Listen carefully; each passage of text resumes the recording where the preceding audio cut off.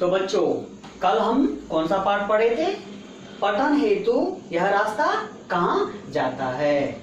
इसमें हमें ये केवल पठन हेतु है। ये पाठ पढ़ने से हमें, मैंने बताया था ना, उच्चारण दोष दूर होते हैं, पढ़ने का विधान मालूम होता है, दूसरों का विधान, दूसरों से किस तरह व्यवहार करते हैं वो विधान मालूम होता है, और हम किस तरह कुछ अच्छे विषय सीखना चाहते हैं, नीति विषय, नैतिक मूल्य विषय सीखते, मॉरल भी हम सीख सकते हैं। तो आज हम तीसरा पाठ सीखेंगे और पाठ का नाम है माँ मुझे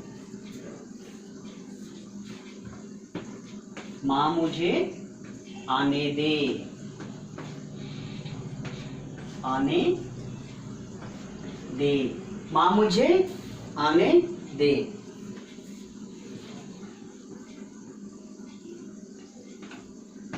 मृदुल जोशी। तो अब मुझे बताइए कि ये क्या है? कविता है। ये क्या है? कविता है। तो बच्चों हम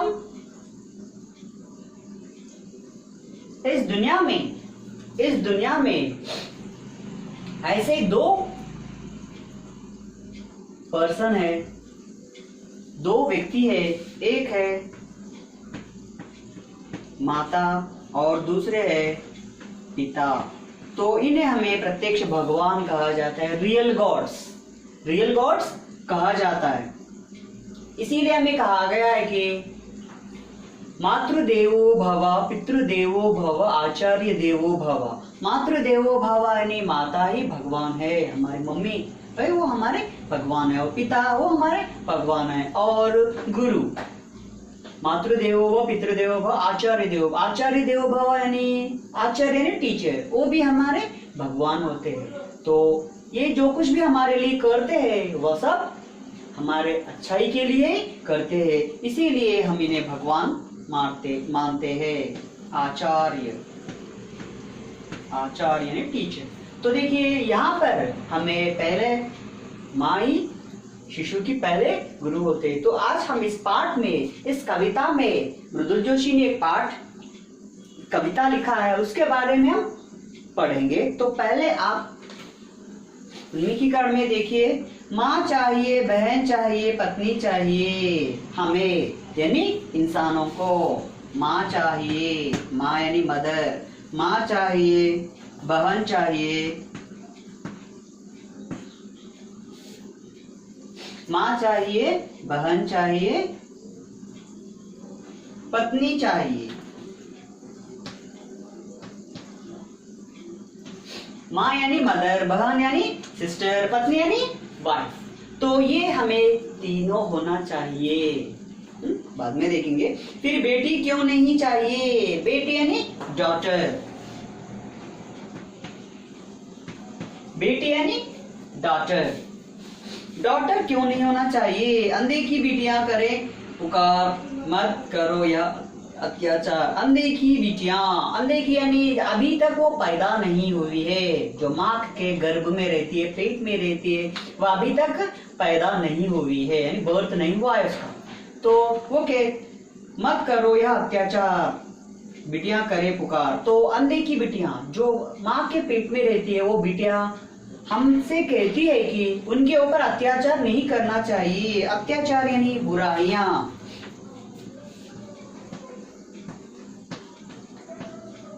अत्याचार यानी मिसबिहेवियर। तो देखिए आजकल हमें यह हो रहा है कि इसके बारे में मैं विस्तार से बताता हूँ। अनदेखी बिटियां क्या कहती है? तो देखिए अनदेखी बिटियां कहती है कि इसे जन्म लेने दे और त्याग का अत्याचार न करे। तो अनदेखी बिटिया जो लड़की है, माँ के पेट में जो लड़की है, उसका बर्थ होने देना चाहिए, उसे हम नहीं मारना चाहिए। दूसरा देखिए प्रश्न, इन पंक्तियों से क्या संदेश मिलता है? इन पंक्तियों से संदेश मिलता है कि हमें क्या भ्रूण हत्या रोकना चाहिए। एक नया शब्द आया यहाँ पे, भ्रूण हत्या। भ्रूण हत्या, इसके बारे में बताता हूँ। भ्रूण हत्या यानी जो माँ के गर्भ में बेटी रहती है उसे हम मार डालते हैं, इसे हम मार डालते हैं। तो क्या हमें इसे रोकना चाहिए? तो अब एक यहाँ पे नारी के बिना समाज की कल्पना संभव है, इन पर अपने विचार बताइए। तो मैं ये कहने से पहले आपको बताता हूँ कि हमारे समाज में, हमारे प्राचीन वेद उपनिषदों में भी नारी के बारे में बहुत कुछ कहा गया है। नारी यानी स्त्री यानी औरत। यहाँ पर हमें बताया गया है कि देखिए, नारी के बिना यह समाज क्या है? असंपूर्ण है। असंपूर्ण यानी पूरा नहीं है। तो कैसे? मैं अभी बताता हूँ। हमारे भगवान शिव जी है, पहले से लेंगे ब्रह्मा जी है जो हमारा विधान लिखते हैं। उन्होंने पत्नी का दर्जे का स्थान यानी उनकी वाइफ कौन है? सरस्वती है। सरस्वती की उन्होंने जिह्वा पर रख लिया है। और उसके बाद आते हैं हमारे विष्णु। वो क्या करते हैं? अपनी पत्नी को हृदय में स्थान दिया है, यानी लक्ष्मी माता को उन्होंने हृदय में स्थान दिया है। अब आ जाते हैं हमारे ईश्वर। ईश्वर यानी शंकर जी आते हैं। उन्होंने क्या किया है? उनके शरीर का आधा हिस्सा दे दिया है। किसको दे दिया? अपनी पति पार्वती को दे दिया है और गंगा माता को ऊपर बिठा लिया है। तो वो बड़े लोग ब्रह्मा विष्णु महेश्वरी पत्नी को इतना दर्जा देते हैं, नारी को इतना दर्जा देते हैं, इतना महत्व देते हैं, तो हम क्यों नहीं देना चाहिए? आपको शक आ रहा होगा क्या हो रहा है क्या नहीं, अभी मैं बताता हूँ। तो इस तरह उन्होंने इसका महत्व दिया है और वेदों में यह भी किया गया है कि, तो देखिए, नारी के बिना समाज की कल्पना करना संभव है। नारी के बिना यानी औरत के बिना ये समाज रहता है क्या? सोचिए। तब हमें माता नहीं रहती है, माँ नहीं रहती है, बहन नहीं रहती है, पत्नी नहीं रहती और कोई भी हमें मिलते ही नहीं। स्वयं भगवान, और ये तो हो गया। यदि नारी नहीं होती तो मनुष्य का जन्म नहीं होता। धरती पर मानव की संख्या कम होते होते मिट जाने का संभावना हो सकती है। कवयित्री। तो इस तरह नारी को, नारी यानी औरत को, छोटी लड़की को, कन्या को, शिशु कन्या को, शिशु कन्या, कन्या यानी छोटी लड़की, स्मॉल बेबी। इस तरह कन्या को हम गर्भ में पैदा होने से पहले ही हम मार डाल रहे हैं। ऐसा क्यों हो रहा है? अभी मैं बताता हूँ। तो अभी मैं इसके बारे में बताता हूँ कि हम पुरुष महत्व समाज में है। पुरुष यानी जेंट्स, मैन, इसको हम बहुत महत्व देते हैं। क्यों? लड़का, हर पत्नी लड़का चाहिए, लड़का चाहिए। लड़का ही क्यों चाहिए? क्योंकि वो वंशोद्धारक है, उनके वंश का आगे बढ़ाने वाला है। तो फिर लड़की क्यों नहीं है?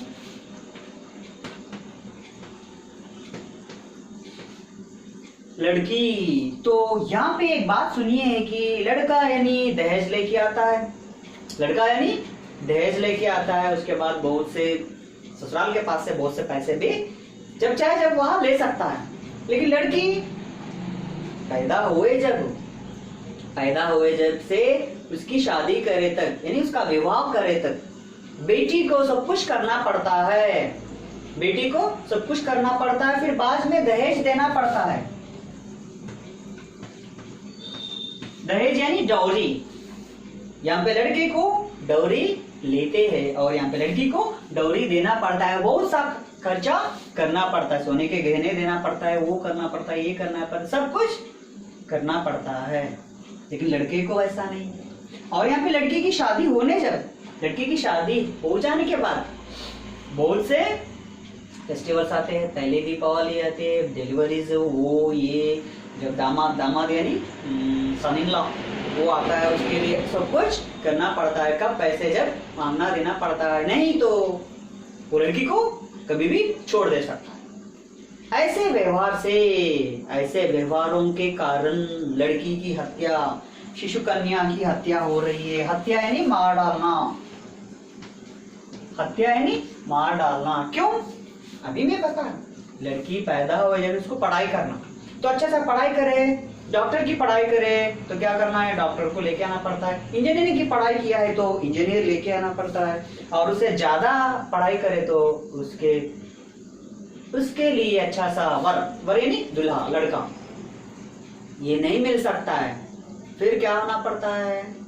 तो इस प्रकार क्या होता है, लड़की का महत्व हम कम दे रहे। हमारे घर में है, सभी के घरों में भी लड़का तो उसे कहते हैं अरे वो बाहर जाता है, उसको साइकिल होने दो या फोन होने दो या गाड़ी होने दो या अच्छे से कपड़े होने दो, कुछ भी हम उसे दिलाते हैं। लेकिन लड़की को वैसा नहीं, क्यों माँ तो चले जाने वाली है, वैसा बोलकर करते हैं। लेकिन सभी लोग ऐसे नहीं, 100% पूरे लोग ऐसे नहीं होते हैं, 100% लोग पूरे ऐसा नहीं होते। कई लोगों ने अगर उनके घर में लड़की का जन्म हुआ तो वह कहते हैं कि माँ लक्ष्मी का जन्म हुआ है, माँ लक्ष्मी का जन्म हुआ है। लक्ष्मी यानी गॉडेस ऑफ वेल्थ।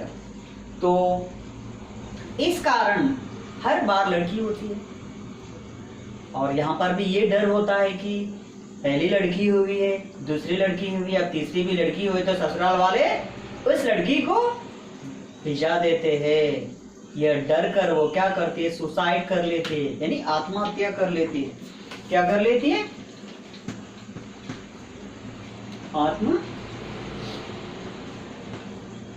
आत्महत्या। तो यानी मजबूरन इन्हें ये कदम उठाना पड़ता है। दामाद कहता है, यानी सनिल्ला कहता है, जमाई राजा कहता है कि आपके पिता के पास जाकर कुछ पैसे लेकर आओ। पहले से तो गरीब है, पहले से तो भी उनके माता पिता गरीब है, क्या वो फिर से कुछ पैसा कर। बेटी जाकर नहीं कहती है, फिर भी पिताजी समझ लेते हैं और कुछ ना कुछ जमीन या घर बेचकर पैसे देते हैं दामाद को, सनिल्ला को दे देते हैं, लेकिन वो खा के पीकर उड़ा देता है, पूरा ही हो जाता है। तो ऐसे कारण भी एक हो सकते हैं। तो इसीलिए शिशु को गर्भ में ही, यानी जब जन्म लेने से पहले ही उसे मार डालते। यही क्या है, यही भ्रूण हत्या है, यही भ्रूण हत्या है। यही क्या है, भ्रूण हत्या है, यानी पेट में उन्हें मार डालना, कुछ इंजेक्शन वो देकर उन्हें मार डालते हैं। क्या ऐसा करना अपराध नहीं है क्या? अगर इसी तरह यह व्यवहार सिलसिला चलते रह रहा, समझिए अगर चलते रह रहा तो बाद में जाने पर ये नारियों की संख्या क्या हो जाती है, पूरी माइनस हो जाती है। पूरी क्या हो जाती है, माइनस हो जाती है। क्या, जब हमारे घर में जब माँ ना रहती है, बहन नहीं रहती, न शादी करने के लिए पत्नी भी नहीं रहती, तो अब बोलिए कि शिशु को हम मार देना क्या उचित है क्या? नहीं, उचित है क्या? नहीं। तो यहाँ पर आज हम नारी के बारे में बात करेंगे तो ये लोग सभी क्षेत्र में, यानी सभी फील्ड्स में आगे जा रहे हैं। तो देखिए, पहले तो उन्हें पढ़ाई न करने देते थे, अब पढ़ाई करने दे रहे। जॉब्स, सभी जॉब्स, पायलट, मिलिट्री, सोल्जर और ट्रेन ड्राइवर, आप सभी को तो पता है कि कंडक्टर्स, तो ये सभी लोग इस तरह के काम कर सकते। पॉलिटिशियंस, इंदिरा गांधी, सोनिया गांधी, ममता बनर्जी और जयललिता, ये सभी को आप पहचानते हैं। उन्होंने भी अपना ग्रेटनेस क्या है कि निभाया। तो नारी को महत्व देने पर क्या होता है, वह उनका महत्व दुनिया को दिखाते हैं। एक नारी पढ़ने से क्या होता है, और एक पुरुष यानी एक मैन पढ़ने से केवल उसका ही भलाई होता है, केवल उसका ही भलाई होती है। लेकिन एक नारी पढ़ने से, एक औरत पढ़ने से पूरे घर की भलाई होती है और आजू बाजू समाज की भी भलाई होती है। इसीलिए लड़की की पढ़ाई देश की भलाई, लड़की की पढ़ाई देश की भलाई। लड़की क्या करती है, अगर औरत है तो वो आजू बाजू वालों को भी, गरीबों को भी कुछ न कुछ वो बताती है। अब एग्जाम्पल से हम कहेंगे, पिताजी दिन तमाम वो अच्छा पढ़ते, पत्नी से भी, लेकिन वो दिन तमाम काम करके आते हैं, शाम में वो थक जाते हैं। कुछ हम पूछे तो क्या बोलते हैं, अरे जा माँ, मैं अभी थक कर आया हूँ।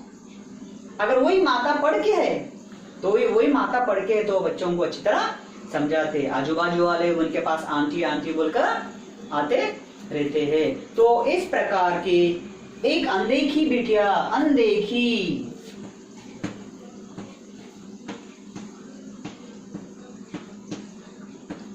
अनदेखी बिटिया, अनदेखी बेटी, अनदेखी बेटी यानी अभी इस दुनिया को वह नहीं देखा है, अभी उसका जन्म भी नहीं हुआ है। तो इस पाठ में हम इसके बारे में ही हम पढ़ेंगे। तो कवि परिचय देखिए।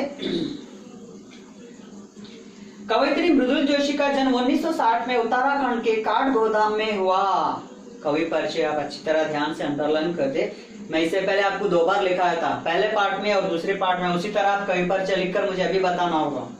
कवयित्री मृदुल जोशी का जन्म कब हुआ है? 1960 में उत्तराखंड के काठगोदाम में हुआ है। उत्तराखंड के काठगोदाम में हुआ है। इनकी रचनाएं के मुख्य विषय नारी चेतना व समाज का निर्माण। इनकी रचनाएं में स्पेशलिटी क्या रहती है? देखिए, अब सुमित्रा नंदन पन्त के बारे में हम पढ़े तो प्रकृति के बेजोड़ कवि है। प्रेमचंद समाज की बुराई को मिटाने, गरीबों की मिटाने के लिए वे लिखते हैं। लेकिन ये यानी मृदुल जोशी नारी चेतना, किसके बारे में? नारी चेतना यानी औरत को, स्त्री को जो कुछ भी चाहे वो बातें अच्छी तरह वे बताती है। और समाज का निर्माण, समाज का निर्माण यानी ऑल ऑफ इक्वल। इनकी चर्चित रचनाएं समकालीन हिंदी काव्य में आम आदमी, इनकी रचनाएं अंडरलाइन कीजिए। चर्चित रचनाएं यानी फेमस।